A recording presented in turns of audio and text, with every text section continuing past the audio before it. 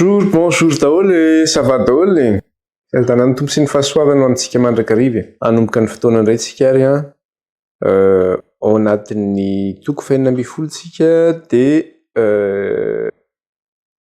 teo amin'ny loza fahadimy tsika zany iny faranantsika amin'ity an'ity zany lesona izany dia hiditra indray tsika ny amin'ny loza fahenina zany amin'ity an'ity ara ivavaka tsika metraka amin'ny fotoana am-pelantanan'ny tompo satria tsy mahefa manao nainona na iny tsika raha tsy miara-mivavaka malasa tsika ary araka ivavaka. Tompo iray masina sy tsara indrindra, ianao ilay mpanjaka ny mpanjaka sy tompon'ny tompo. Ianao ilay mpahary ny zavatra rehetra, ary raha tsy ianao dia tsy nisy izao rehetra izao. Voninahitra anio anao raha io, dera ho anao, nihaja ho anao, ankalazay ny naranao mena voninahitra ny ianao. Hatramin'izao ko mandrakizay. Voninahitra ihany koa ny eo an'ny zanak'ondry, ilay mpamonjy anay, ilay nandatsaka ny rany, ny solovonao anay. Voninahitra ho anao tompo, fa raha tsy ny ranao nalatsaka dia tsy nisy famonjena ho anay. Dia raina mandrakizay ny anaranao Jesosy io, kalazay ny naranao anay. Eny Andriamanitra ray miantso ny anaranao izay ny tianao ity. Raha hianatra indray ny teninao, eny tsy mahefa manao nainona tokoa izay raha tsy ny fanahinao no miasa aminay. Koa dia mangataka aminao izay tompo iray masina tsara indrindra. Aoka ny fanahinao ny toetra aminay amin'ny fahafianoana, ka izy any hampianatra anay ny fahamarinanao. Meo fahendreny izay raha io, meo fahalalana izay, meo fahazava-tsaina izay. Sokafy ny fonay sy ny sainay, hamantaranay ny sitraponao. Ka dia mitenena aminay raha io fa vonikeno izay vahoakanao. Iny Jehovahandriamanitra ray, ninona fahotana sy tsy fahamarinana vitanay teo anatrehanao tamin'ity an'ity na tamin'ny andro lasa, kanefa mety mbola tsy nifonanay taminao, na teo amin'ny fomba fiteninay izay mety hoe natafitohina na natezitra, na amin'izay izay mbola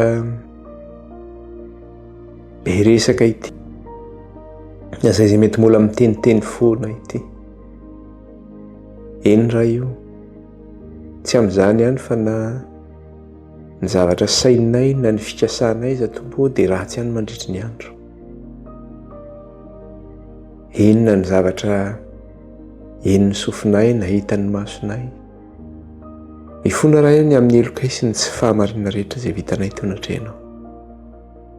Mamindrafo aminay raha io, mamela ny elokay renao, eny miakelika teo anatrehanao izay. Mangataka aminao izay Kristy io, diovy amin'ny ranao izay ho afam-pahotana. Sasao amin'ny ranao izay ho afaka amin'ny eloka rehetra na inona izany. Eny na dia tsy voatononay teto ary izany dia fonanay aminao ka angatany famindram-po sy famelan-keloka ary fanadiovana noho ny amin'ny rano zanak'ondry.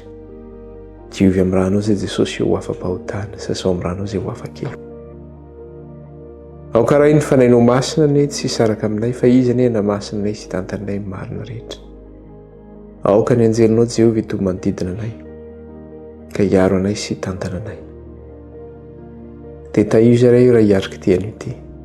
Taio ny fahasalamanay, taio ny haninao anay, taio ny fanaova-mofinay, taio ny asa mandraranay, taio izay masana ny fiainana rehetra, taio izay raha miditra na mivoaka. Aoka ny sitrapolo mandrakariva ray ny tanteraka aminay fa tsy nenay ny tanteraka. Arovy izay ray mifaka-panahy, amin'ny filan'ny sy ny fahandriny, atao anatinay ny fahatahorana feno anao. Dia tehirizo izay ray eo ambany elatrao. Ary ninona zana-tsipika rehefa n'ilay ratsy ho entina manafika anay, na amin'ny lafinina na amin'ny lafinina, dia ilay vonona izany no ny amin'ny rany zanak'ondry sy amin'ny fofonay ny tsy manan-kery tsy manam-pahefana aminay. Lasa ny afo mandevina ny satana sy ny asany rehetra ny amin'ny rany zanak'ondry sy amin'ny fofonay.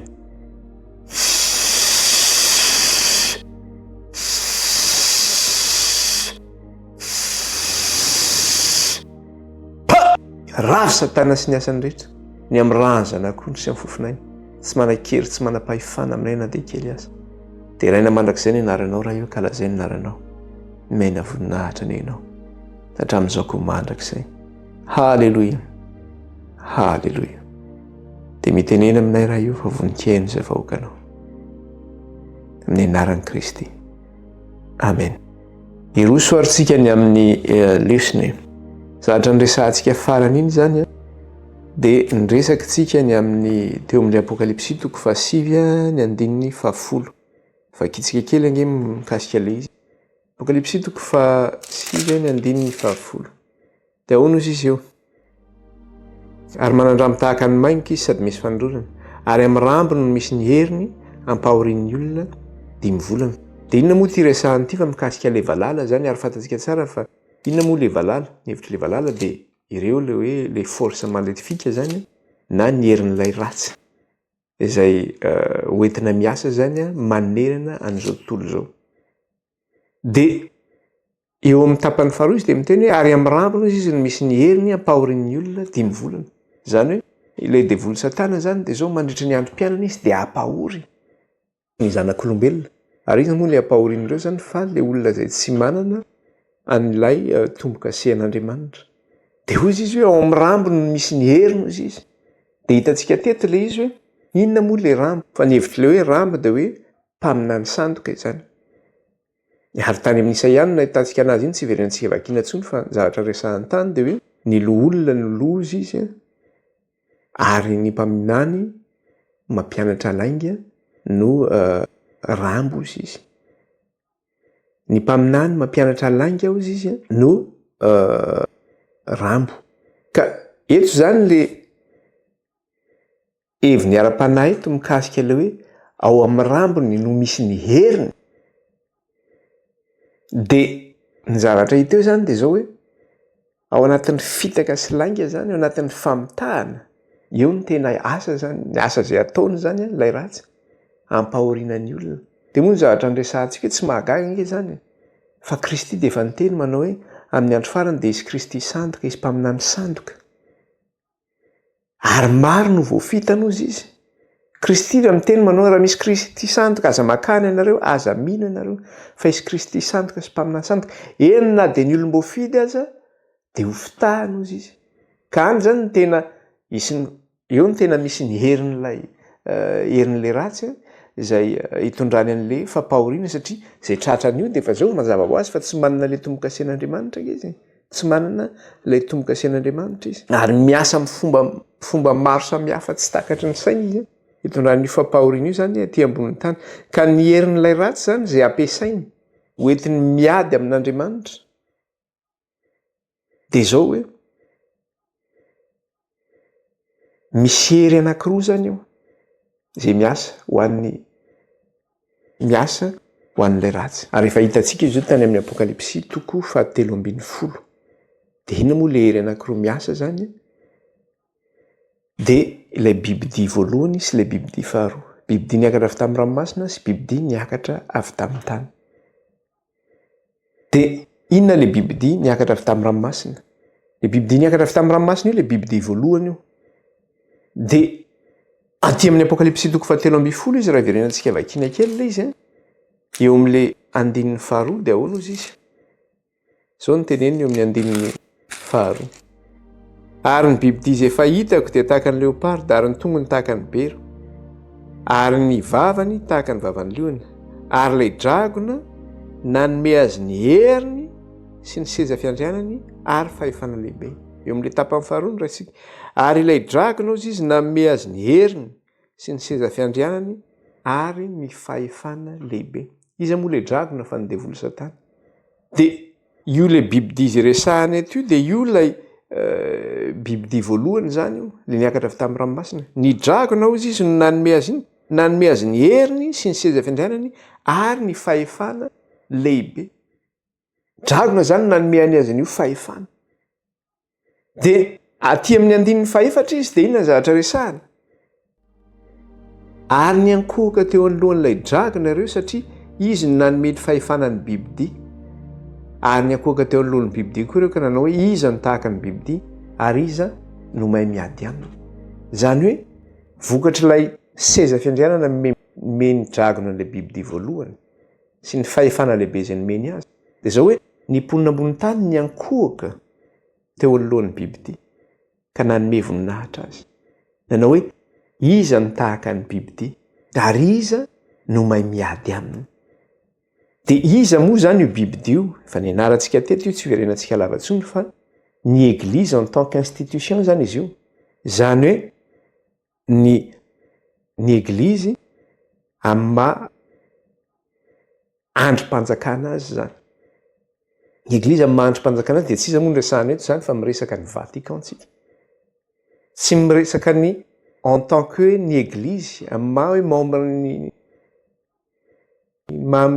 ny fiangonana sy ny sisa fa ny hoe ny institution ny amin'ilay fahefan'ny Église no resahana eto zany.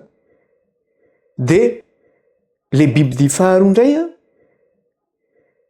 izay miara-miasa amin'ilay dragona sy le biby dia voalohany koa dia zao. Ahoana indray ny fahefan'ity biby dia faharoa ity? Ny fahefan'ity biby dia faharoa ity dia zao hoe le fahefanana nanan'le biby dia voalohany izay anjakany amin'ny tany rehetra dia zao. Le biby dia faharoa no avelany mampiasa an'io eo anoloany. Zany hoe izy zany mode en retrait izy. Ohatrany hoe tsy dia hita izy. Fa le biby dia faharoa no tena miseho amin'ny endrika ohatrany hoe dragona eo anoloan'le biby dia voalohany. Satria ity biby dia faharoa ity dia lazaina ihany koa fa miteny tahaka ny dragona izy ity. Jerentsika angely izy amin'ny toko 7:20 2:20. Toko 7:20 2:20 aloha vakitsika kely. 2:20 tsy maninona mihitsy. Ary hitako fa indro nisy biby dia iray koa niakatra avy tamin'ny tany ary nanana tandroka roa tahaka ny an'ny zanak'ondry izy sady niteny tahaka ny dragona hozy izy. Niteny tahaka ny dragona. Dia toy izany 2:12 ary ny fahefana rehetra nananan'ilay biby dia voalohany dia asehony eo anatrehany ary ny tany mba monina eo aminy saika miankohaka eo alohan'ilay biby dia voalohany izay efa sitrana tamin'ilay fery saika nafaty azy. Le fahefanana lanan'ilay biby dia voalohany izy dia zao. Maninona izy teo? Asehony eo anatrehany. Izy zany no mampiasa ny fahefan'ilay biby dia voalohany. Dia izy no mampiankohaka ny tany rehetra ihany koa, iankohaka eo anoloan'ilay biby dia voalohany. Araka ny hitantsika teo tamin'ilay vaky teny, eo amin'ilay tapany faharoa amin'ilay 2:12 ary ny tany mba amin'izay monina eo aminy dia miankohaka eo anoloan'ny biby dia voalohany izay efa sitrana tamin'ilay fery saika nahafaty azy izy. Izy mampiankohaka an'io zany. Dia iza moa ty fahefana ity zany? Efa nianarantsika izy io fa famitinana ny zavatra resahaka eto fa tsy hoe hiditra lalina indray tsika dia hanao débat teo zao efa nianarantsika io fa famitinana le izy. Dia maneho an'ilay firenena Amerikanina zany izy ity. Maneho an'ilay firenena Amerikanina izay naorina tamin'ny fivavahana kristianina izany. Ary tsy mahagaga fa eo amin'ilay andininy voalohany ara dia inona eo andininy faraky 12 ara dia inona ny zavatra hitantsika teo raha tapany voalohany dia izy ary hitako fa indro nisy biby dia iray koa niakatra avy tamin'ny tany ary nanana tandroka roa tahaka ny zanak'ondry izy sady niteny tahaka ny dragona. Nanana tandroka roa tahaka ny zanak'ondry izy sady niteny tahaka ny dragona. Io le hoe tahaka ny zanak'ondry io le maneho anazy. Fantatsika tsara hoe iza moa le zanak'ondry. Fa Kristy nge le zanak'ondry le manesitra ny fahotana zao tontolo zao. Izy nefa lazaina fa manana tandroka tahaka ny an'ny zanak'ondry. Eo zany le hoe endrika hoe amin'ilay mahafirenena niorina tao anatin'ny fivavahana kristianina zany. Dia aty amin'ny Apokalipsy toko 4:10 ary izy dia inona ny anarana ahitana azy aty amin'ny Apokalipsy toko 4:10? Antsoina ihany koa izy hoe mpaminany sandoka. Izay ny antsoina anazy ihany koa ny amin'ny Apokalipsy toko 4:10. Fantatsika tsara fa inona moa ny atao hoe mpaminany araka fandraisantsika teo aloha dia zao hoe ny mpaminany dia mitondra ny hafatry Jehova, mitondra ny tenin'i Jehova. Izy nefa lazaina fa hoe mpaminany sandoka. Zany hoe imposteur zany izy, misandoka zany izy. Izy tsy tena mpaminan'ny Jehova zany fa milaza izy fa manao hoe mpaminan'ny Jehova. Dia jereo fa mitovy amin'ilay biby dia voalohany koa. Le biby dia voalohany nge dia izay koa ny toerana misy anazy. Biby dia voalohany zany dia miseho amin'ny endrika hoe fiangonan'Andriamanitra. kanefa n'iny misandoka koa le bibidia voalohany maka le toeran'andriamanitra izy efa nianarantsika koa zay kanefa izy ny nanome fahefana azy tsy andriamanitra no nanome fahefana azy ny dragona no nanome fahefana azy nefa izy miseho ihany koa le bibidia voalohany amin'ny endrika hoe fiangonan'andriamanitra de tsy mahagagy zany raha izy roa zany samy misandoka daholo reto anankiroa reto zany amin'ny teny frantsay moa zay le hoe imposteur de zao tsara ny teneny amin'le andininy fahatelo ambin'ny folo apokalipsy toko fahinina ambin'ny folo de ny andininy fahatelo ambin'ny folo ahitantsika le hoe mitondra le anarana mpaminany sandoka ihany koa zany ty bibidia faharoa ity zany apokalipsy toko fahinina ambin'ny folo ny andininy fahatelo ambin'ny folo ary nahita aho fa indreo fanahy maloto telo tahaka ny sahona avy tamin'ny vavan'ilay dragona sy tamin'ny vavan'ilay bibidia ary tamin'ny vavan'ilay mpaminany sandoka averiko tsara ary nahita aho fa indreo fanahy maloto telo tahaka ny sahona avy tamin'ny vavan'ilay dragona sy tamin'ny vavan'ilay bibidia ary tamin'ny vavan'ilay mpaminany sandoka inona zavatra resahana eo misy fahefana telo zany resahana io de hoe misy fanahy telo tahaka ny sahona izy nivoaka avy amin'ny vavan'ilay dragona bibidia ry mpaminany sandoka fantatsika izy le dragona de fantatsika devolo satana izy no nanome fahefana an'ilay bibidia voalohany de rehefa aveo indray nefa le fahefana nanan'le bibidia voalohany iza no mampiasa an'io fahefana io le bibidia faharoa mampiasa an'io eo anatrehan'ilay bibidia voalohany de aty amin'ny apokalipsy toko fahinina ambin'ny folo tsy lazaina tsony hoe bibidia faharoa no ilazana le fahefana fahatelo na le hoe bibidia niakatra avy tamin'ny tany fa eto zany izy de lazaina mihitsy hoe mpaminany sandoka ny ilazana azy mpaminany sandoka ny ilazana ilay forsa fahatelo zany eto ka reo zany miara-miasa reo ery anankitelo reo dragona bibidia mpaminany sandoka de aty amin'ny apokalipsy toko fahinina ambin'ny folo le bibidia faharoa zany de lazaina mihitsy hoe mpaminany sandoka indray ny itondrany an'ilay anarany izany ka amin'ny mampaminany sandoka azy zay amin'le izy manana tandroka roa tahaka ny any zanak'ondry satria firenena ny orina tao anatin'ny fivavahana kristianina izy ity de normal be raha ohatra ka hoe avy any États-Unis no presque mivoaka daholo zany ireo karazana église évangélika manerana an'izao tontolo zao tsy tambo isaina izy ireo maro anisa izy ireo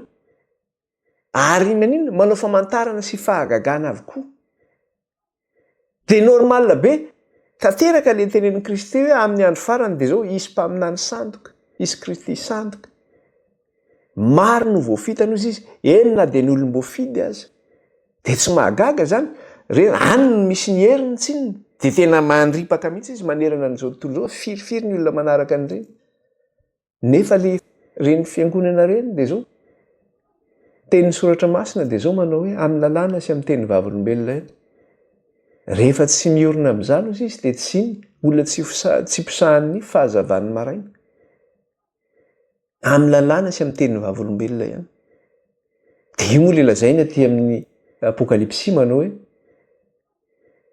indro ny faharetan'ny olona masina de zay mitandrina ny didin'Andriamanitra sy manana ny filazanan'i Jesosy na ny finoana any Jesosy reny ny akabeazan'ny fiangonana nga miorina amin'izany zany sabata izany tsy miorina amin'izany izy hitsahany zany zany filazanan'i Jesosy zany fanahany faminaniana nga izy manaraka an'izany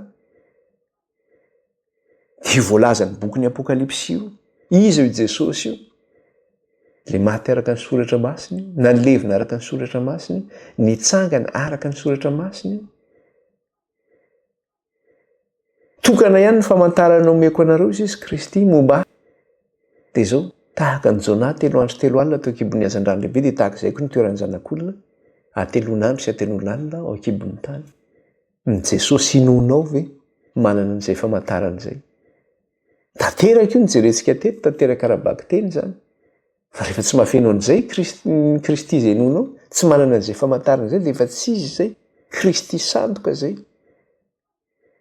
de raha zay ny orenan'ny finoanao de ianao ihany ny afaka mamala an'izay hoe azonao famonjena ve zay? Fa ozy Kristy manao hoe tsy maintsy tanteraka zay rehetra nanoratanao amin'ny soratra masina. Tsy maintsy tanteraka zay rehetra nanoratana. Dia mikasika ny nahafatesana ny tenenan'ny Kristy an'izay. Eo zany mikasika an'iny hoe ny Amerikanina niorina tamin'ilay fivavahana kristianina. Ary tsy mahagaga hoe raha nivoaka avy any daholo ireo fiangonana evangelika manerana amin'izao tontolo izao. Izay ny mitondra famitahana zany. Any izy ny tena mandripaka, mitondra fandeganana amin'ny resaka hoe tromperie zany. Kanefa ny firenena Amerikanina ihany koa tsy hoe amin'ny lafiny araka fivavahana ihany izy no mandripaka manerana amin'izao tontolo izao. Fa amin'ny lafiny inona ihany koa? Amin'ny lafiny ara-nofo ihany koa.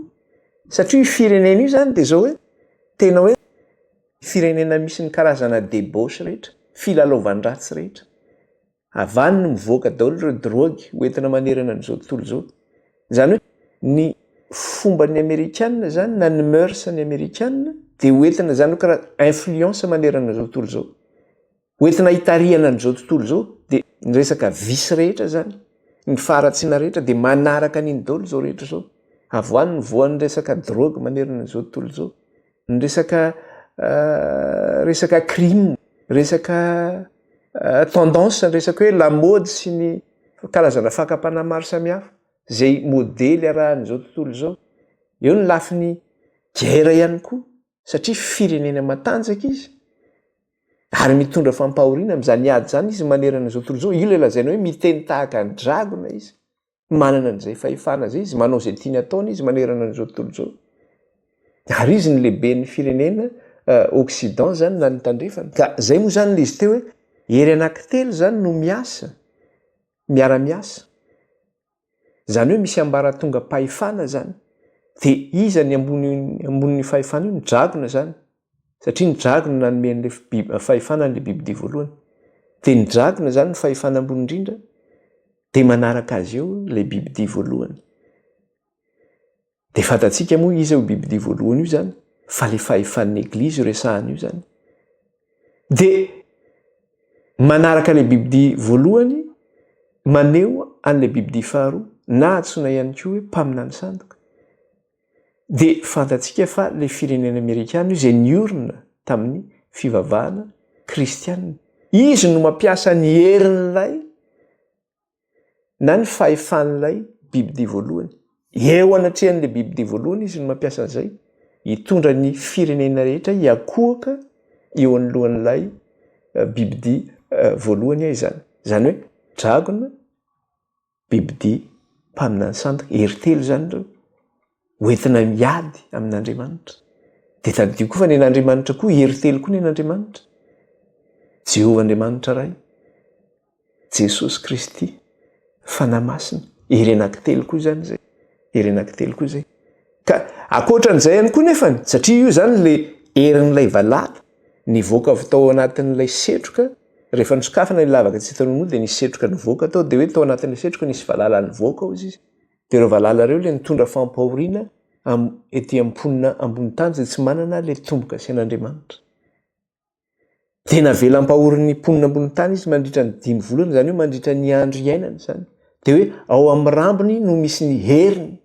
Ao amin'ny rambony no misy ny heriny. Ka ilay vokatra ilay lavaka tsy hitanao zany, vokatra mivoaka avy ao amin'ilay lavaka tsy hitanao, dia hita ao ihany koa ilay hoe révolution française. Inona moa ilay révolution française? Ny vokatra ilay révolution française dia zao. Tamin'izany nivoahan'ilay zany révolution française zany tamin'ny taona raha tsy diso 1789 zany révolution française zany no nisy. Dia tamin'izany no nivoahan'ilay resaka hoe fandavana an'Andriamanitra na tsy fisian'Andriamanitra. Ka teo zany no nivoaka ilay resaka hoe droit de l'homme na hoe humanisme laïque. le hoe resaka hoe zon'olombelona zany tamin'izany no nivoaka. Zany hoe ny pronena tamin'izany na ny voizina tamin'izany le hoe zany Andriamanitra zany tsy misy. Na ihany koa hoe raha misy ara mitorana zany dia lavina mihitsy zany aza mitorana zany Andriamanitra zany. Zany hoe fandavana an'Andriamanitra tanteraka zany ny vokatra le révolution française. Dia any amin'ny Daniel izy io efa voalazan'ny Daniel mikasika an'izy io rehefa niresantsika teto mikasika anazy io. Any amin'ny Daniel zany fandavana an'Andriamanitra zany dia mampiseho an'ilay fahefan'ny hafa firenena. Zany hoe akoatran'ny Israely zany. Ny fandavana an'Andriamanitra na ny tsy fisian'Andriamanitra dia zao hoe ny hafa firenena no mandahany zany. Tsy tiany zany hoe fivavahana amin'Andriamanitra izany. Ary io hafa firenena io dia lazainy any amin'ny Daniel 1:20 antsoina hoe Egypta izy io. Antsoina hoe Egypta izy io. Raha miteny zany tsika manao hoe fahefan'ny Eglizy na ny fahefan'le Bible voalohany antsoina hoe Babilôna lehibe. Dia ity fahefana anankiray ity zany na hoe puissance étrangère na hoe herin'ny hafa firenena dia antsoina hoe Egypta indray izy ity. Ary izy ity zany dia zao hoe ao amin'ny Daniel le antsoina anazy hoe firenena avy any atsimo izy. Ilay Babilôna indray nefany antsoina hoe firenena avy any avaratra. Ka any amin'ny Daniel zany dia zao ny zavatra nisy dia zao ireo firenena roa ireo zany mifandona ireo. Satria zavatra roa tsy mitovy. Ny anankiray maka le toerana manao hoe lay ny hevitra avy any amin'ny firenena avaratra zany dia maneho an'le fietsehana ara-pivavahana ary mampitovy ny tenany amin'Andriamanitra izy. Ary indrindra mampiseho ny tenany hoe izy no misolo toerana an'Andriamanitra eto ambonin'ity tany ity ao anatin'ny fanararotana rehetra, ny fisandohana rehetra sy ny famitana rehetra. Ary ny hevitra hoentin'ilay firenena avy any atsimo indray dia maneho an'le fietsehana arak'olombelona. Dia iny fietsehana arak'olombelona io izay manohatra tanteraka an'Andriamanitra na mandahan'Andriamanitra hoe tsy misy zany Andriamanitra izany. Ka izy zany dia zao miankina amin'ny tenany irery ihany. Dia ny zavatra ifantohany sy itokisany dia zao ny ara-politika sy ny fahendren'olombelona na ny filozofian'olombelona. Zay zany ny ankinany sy ifanterany. Hoe tsy miankina amin'ny resaka ala-politika izy, miankina amin'ny fahendren'olombelona izy na ny filozofian'olombelona. Daniel nefa miteny araka ny lesona izay efa nianarantsika tany aloha hoe io firenena avy any atsimo io dia zao ifandray amin'le firenena avy any avaratra. Dia inona moa zany ny efehan'izy io rehefa mitambatra ireo firenena avy any atsimo sy ny avaratra ireo?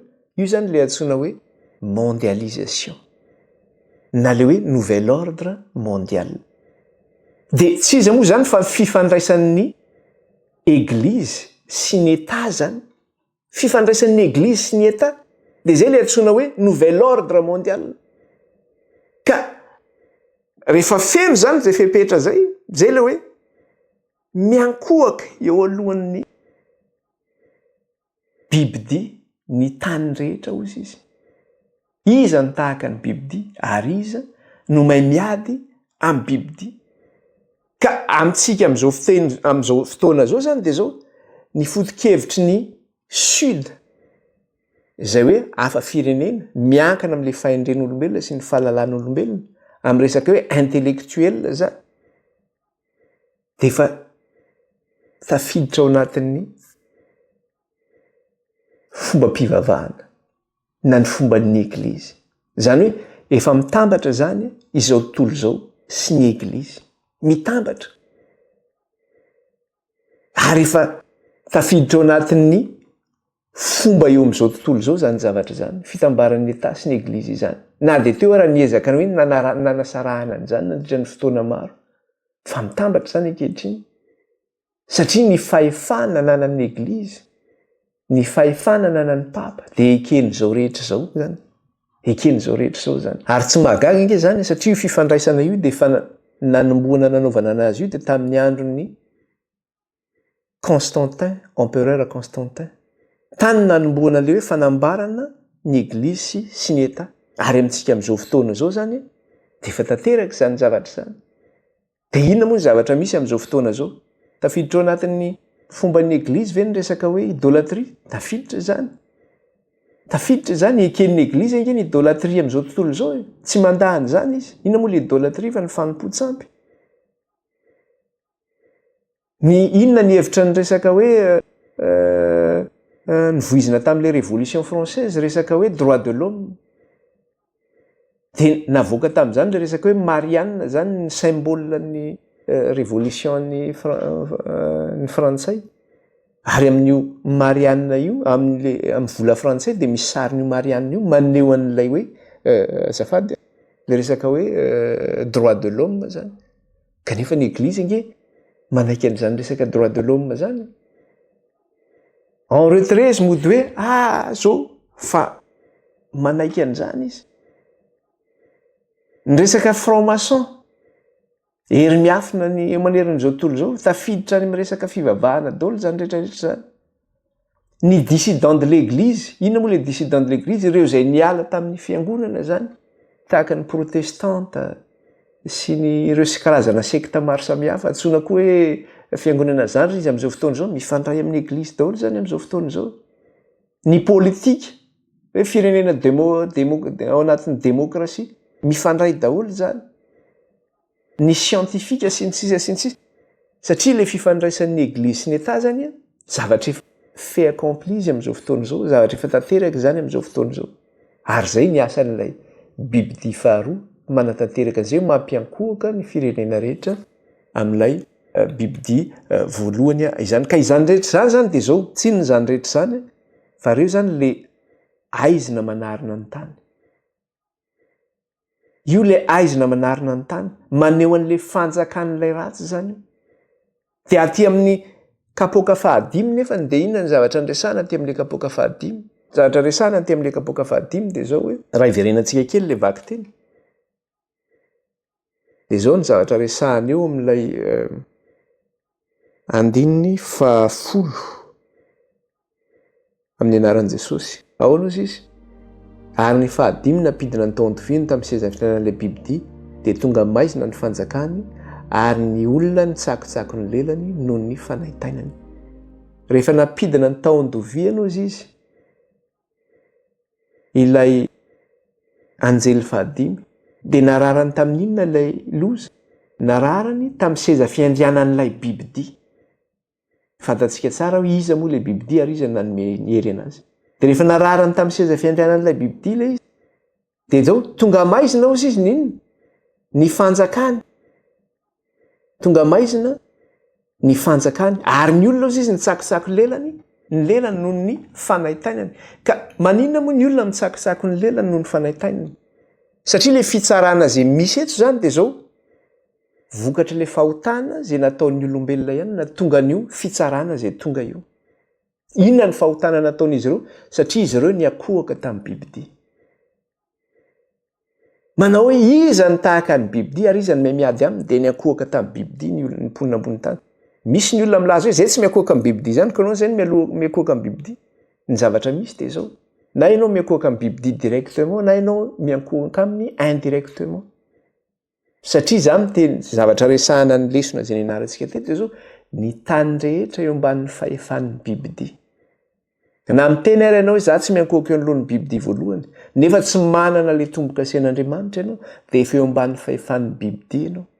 Manaiky azy indirectement ianao. Na manaiky azy mivantana ianao, na tsy mivantana zany fa efa manaiky azy ianao.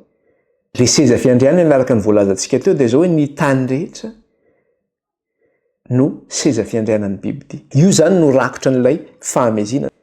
Ka vokatra ilay fiankohovan'ny zareo tamin'ny Bibdia zany teo amin'ny seza fiandrianan'ny fahamaizinana, eo amin'ny seza fiandrianan'ny tsy fisinan'Andriamanitra na fandavana an'Andriamanitra. De mety hitenitsika ka izy fiangonana io nge mino an'Andriamanitra?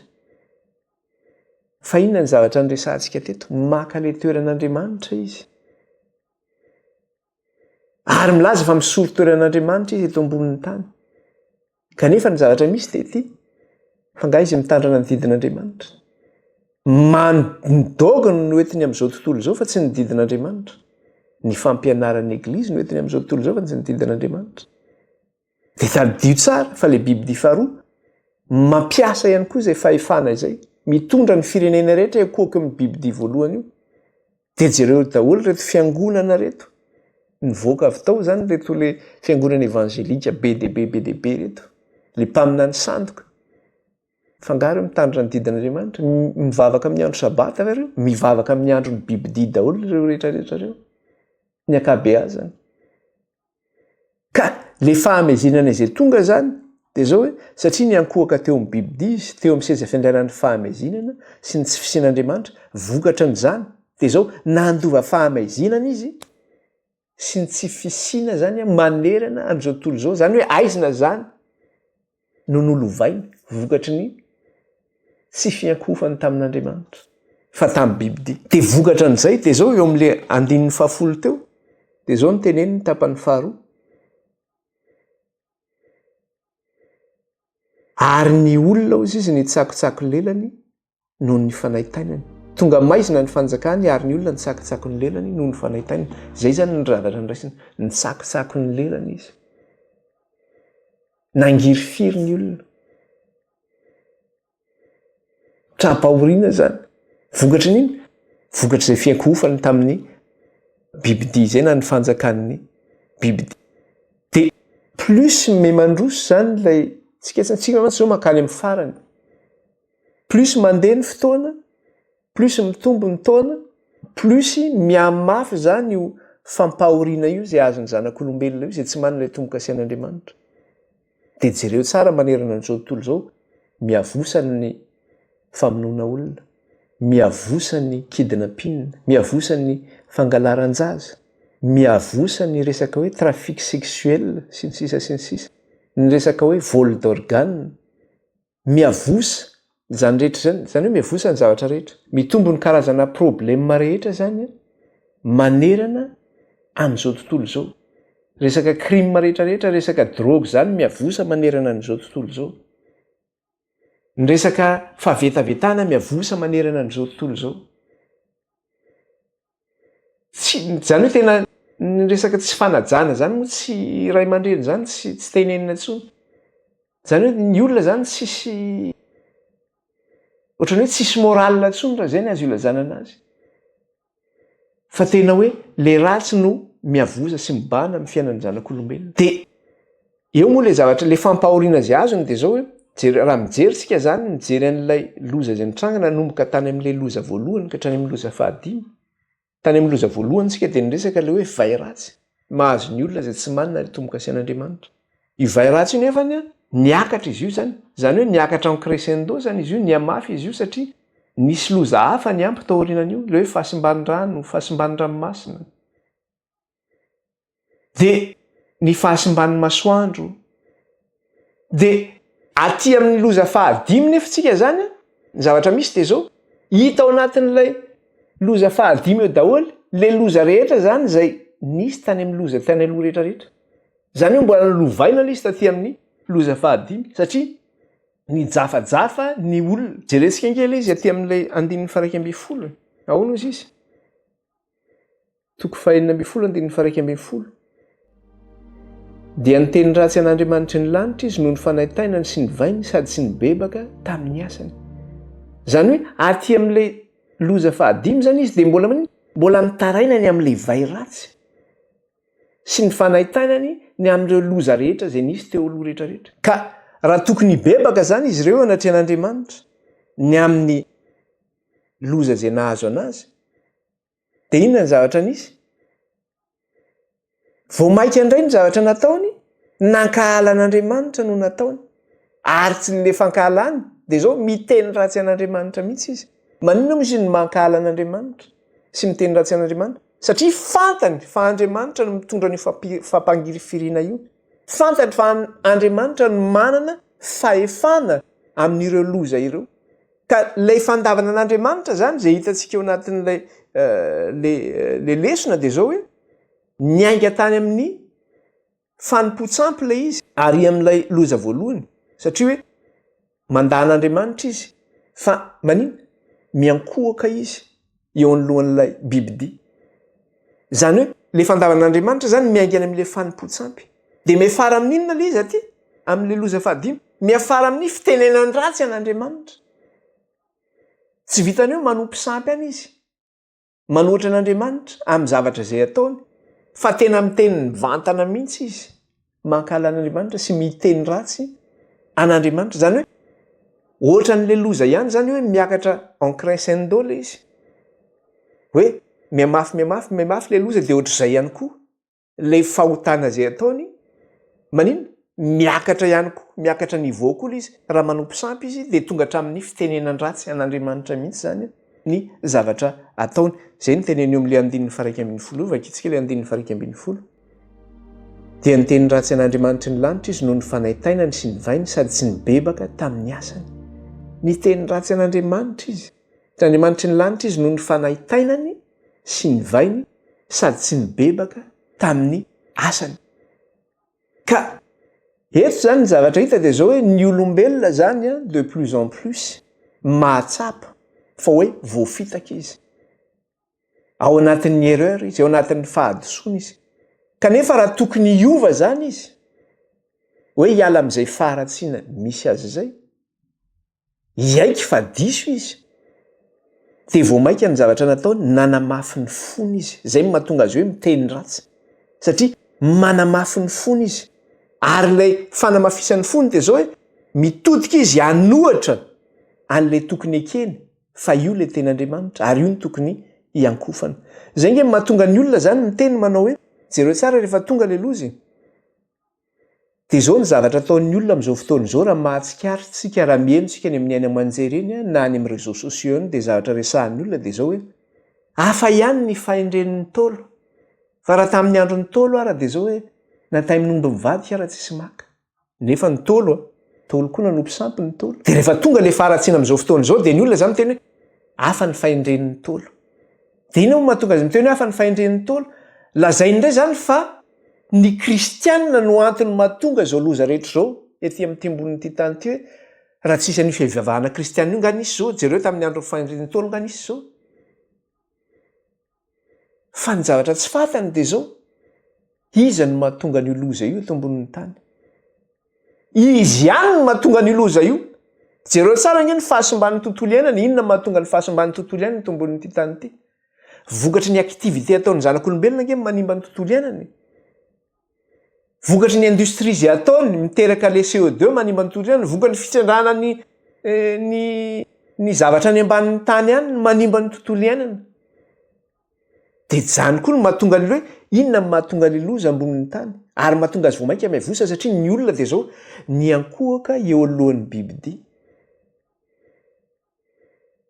na mivantana io na tsy mivantana ary vokatr' zay no andovan'ilay fahamezinana mamitondra fampahoriana azy eto ambonin'ity tany ity ka milaza ny olona manao hoe raha misy Andriamanitra maninony zao lozy zao ny mianjady amiko firifiry ny olona efa mitenany zany nandritra ny génération maro hoe raha misy tokoa izy Andriamanitra zany tsy misy zao fampahoriana zao fa ny fampahoriana zay misy ange de vokatry ny zavatra ataontsika vokatry ny fanompontsampy zay ataontsika vokatry ny fandavatsika an'Andriamanitra fa mazava ange le tenin'Andriamanitra ilay loza zay mitranga ange ho an'ny olona zay tsy manana le tombo-kasian'Andriamanitra raha manana le tombo-kasian'Andriamanitra ianao tsy tratra ny fampahoriana io ianao zay ataon'ny satana fa ny mponina ambonin'ny tany no ampahorian'ny satana amin'io ka ianao ny safidy anao idôlatria anompo sampy ianao ny safidy akohaka ny bibidia de normalina be ianao raha mandovany zany zavatra izany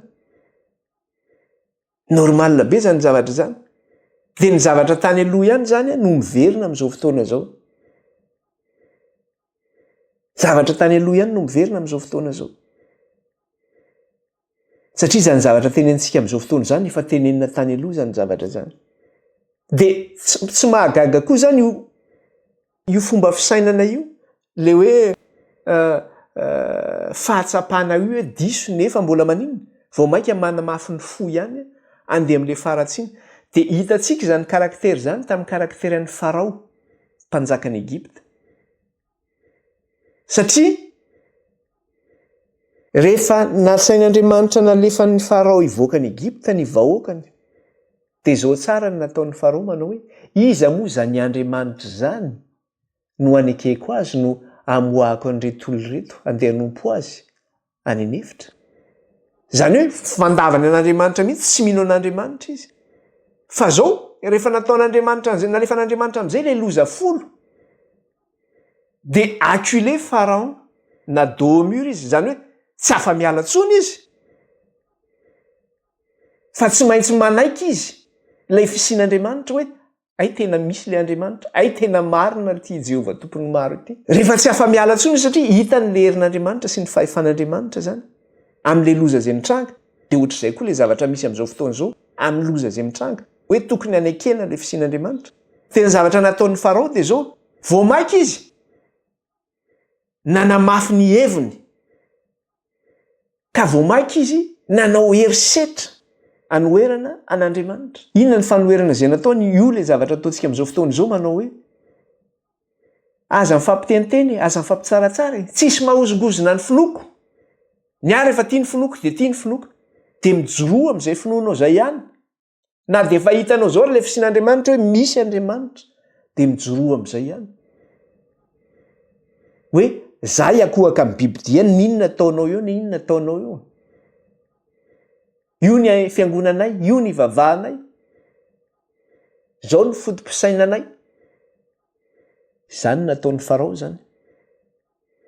Raha tokony anaiky izy ny fisian'Andriamanitra, satria miariary le fisian'Andriamanitra teo anatrehany tamin'ny alalan'ny loza zay nisy, satria amin'ny hery sy ny fahefana lehibe ny nanehoan'Andriamanitra fa misy izy. Dia voamaiky izy nanamafy ny fony. Ka rehefa manamafy ny fony izy, dia inona ny zavatra mitranga? Tsy maintsy misy le fifandonana. Tsy maintsy misy le fifandonana rehefa manamafy ny fony izy. Satria izao, tamin'le loza fahafolo, nilefy ihany izy. Hay tena misy ty Andriamanitra ty. Fa nilefy fotoana fohy kely monja. Rehefa lasa ny zanak'Israely nivoaka avy tao Egypta, andeha hiampita ny ranomasina mena, nenjehan'ny farao satria nanamafy ny fony izy. Zany hoe eo zany le confrontation, eo le fifandonana. Tsy maintsy misy zany fifandonana io amin'ny fanamafisany fony io. Fantatsika nefa rehefa nisy le fifandonana nenentsika ny zanak'Israely farao, ny miaramilan'ny farao rehetra maty tao anatin'ny ranomasina mena avokoa. Dia izay koa le amin'izao fotoana izao, inona ny zavatra misy? Raha tokony anaiky ny zanak'olombelona ny amin'ny fisian'Andriamanitra, ny tokony hankofana amin'Andriamanitra, manao hoe matahoran'Andriamanitra ka omeo voninahitra izy fa tonga ny andro fitsarana. Raha tokony hankohaka eo anatrehan'Andriamanitra ny olona, anaiky ny fisian'Andriamanitra, dia ny zavatra misy dia nanamafy ny fony izy. Satria araka ny hitantsika teo, ny teny ratsy an'Andriamanitra indray no nataony, noho ny fanaitainany sy noho ny vairatsy izay nahazo azy. Dia ny teny ratsy an'Andriamanitra manompa an'Andriamanitra, zany hoe manohitra an'Andriamanitra izy, manamafy ny fony izy. Ka rehefa manohitra an'Andriamanitra izay izy, manamafy ny fony, dia zao tsy maintsy misy zany izay fifandonana izay. Tsy maintsy ady izy zany, satria tsy anaiky an'Andriamanitra izy, dia tsy maintsy raikitra ny ady zany. Dia rehefa raikitra ny ady, dia ohatra ny tamin'ny farao, dia izay mahatonga azy miteny aty amin'ny loza fahaenina. Rehefa miditra isika ny amin'ny loza fahaenina, rehefa araraka le loza fahaenina anatin'le kapoaka fahaenina, dia manangona ny mponina ambonin'ny tany, ny dragona, ny bibidiny, mpamina ny sandoka, manangona ny mponina ambonin'ny tany, ny firenena rehetra. Ny fanahy avy amin'ireo fahefana telo ireo zany, ny fahefana avy amin'ny dragona, ny bibidiny, mpamina ny sandoka, dia makany amin'ny mpanjaka ny tany ny fanahy mivoaka amin'izy ireo. Fanahin'ny demonio izy rehefa tonga ao amin'ny loza fahaenina isika miresaka an'izay, makany amin'ny firenena rehetra ambonin'ny tany, manangona n'izao tontolo izao, hiady amin'Andriamanitra, amin'ilay adin'ilay andro lehibe n'Andriamanitra tsy toa, antsoina hoe Armagedona. Isy zany io fifandonana io, tsy maintsy isy io. Iresaka an'io tsika mikasika an'io rehefa tafiditra eo am'le kapoaka fahaenina zany a mikasika an'io hoe satria le fifandonana tsy maintsy isy de manangona ny miaramila ny rehetra zany reo fahefanareo hiady amin'Andriamanitra. Tapitra zany ny kapoaka fahaenina azy vadiny kapoaka fahadimy mikasika le loza fahadimy fa hiditra indray zany tsika ny amin'ilay loza fahaenina izany zay ararak'ilay anjely fahaenina izany. Hiditra indray zany tsika ny amin'ilay kapoaka fahaenina izany. De zay foana le izy moa manao hoe sambatra zay mamaky sy miaino ny bokyny ty faminaniny ity ka mitandra zay voasoratra ato anatiny fahatongotra ny andro. De amakin'izay ary zany tsika mikasika hoe inona indray ny zavatra resahany ato mikasika ilay loza fahaenina izany. Apokalipsy toko fahaenina ambin'ny folo dia ny andininy faharoa ambin'ny folo ka hatramin'ny fahaenina ambin'ny folo. Apokalipsy toko fahaenina ambin'ny folo ny andininy faharoa ambin'ny folo ka hatramin'ny fahaenina ambin'ny folo. Rehefa hitantsika dia vakina amin'ny anaran'i Jesosy. Ary ny fahaenina nampidina ny taon-doviny tamin'ny Eufrata, ony lehibe dia aritra ny ranony anamboaran'ny lalan'ny renim-panjaka avy any amin'ny fiposahan'ny masoandro. Ary nahita fa indreo fa na maloto telo tahaka ny sahona avy tamin'ny vavan'ilay dragona sy tamin'ny vavan'ilay bibidia ary tamin'ny vavan'ilay mpaminany sandoka. Fa fanahany demonia ireo ka manao famantarana sady makany amin'ny mpanjaka amin'izao tontolo izao mba hanangona azy ho amin'ny adin'ilay andro lehibe n'Andriamanitra tsy toa. Indro avy toy ny mpangalatra ao sambatra izay miambina ka miaro ny fitafiana fa andrao mandeha mitanjaka izy ka hita ny famenarany ary nangoniny ho amin'ny tany atao amin'ny teny hebreo hoe Armagedona ireny. Eto zany dia zao hoe amin'ilay loza fahaenina dia fanangonana an'izao tontolo izao hiady amin'Andriamanitra. Io le vokatra le zavatra tsy hitantsika teo hoe rehefa tsy hanaiky zany izy le na dia fantany ary hoe misy Andriamanitra io satria tsy afa-miala izy devant le fait accompli izy. Fantany hoe dans l'erreur izy fa manamafy ny fony izy ka rehefa manamafy ny fony izy dia zao hoe tsy maintsy misy zay fifandonana izay tsy maintsy ndraikitra ny ady. Dia aty amin'ilay loza fahaenina zany dia zao hoe manangona ny tany rehetra dragona bibidia mpaminany sandoka hiady amin'Andriamanitra amin'ilay adin'ilay andro lehibe n'Andriamanitra tsy toa. Dia ny toerana izay hanangonany amin'ny firenena rehetra dia zay eo amin'ilay tany antsoina hoe Armagedona hozy izy. Io zany lesitsika manaraka tapitra ny fotoanantsika amin'ny teny ity dia tonga dia miditra amin'izay indray tsika amin'ny lesona manaraka kapoaka fahaenina. Vavaka isika hisaotra an'Andriamanitra ary. Jehovah Andriamanitra iray io misaotra anao izay raha afaka nianatra sy nandinika ny teninao tamin'ny teny ity. Tsy tamin'ny herina ny tanjaka iray fa tamin'ny heriny fanahinao rery ihany. Manamasinana iray ny amin'ny teninao ny teninao ny fahamarinana. Voninahitra ny eo anao hatramin'izao koa mandrakizay. Ny anaran'i Kristy. Amen. Dia manao velomantsika rehetra amin'ny anaran'i Jesosy ny tenako, be abay dia manaraka indray.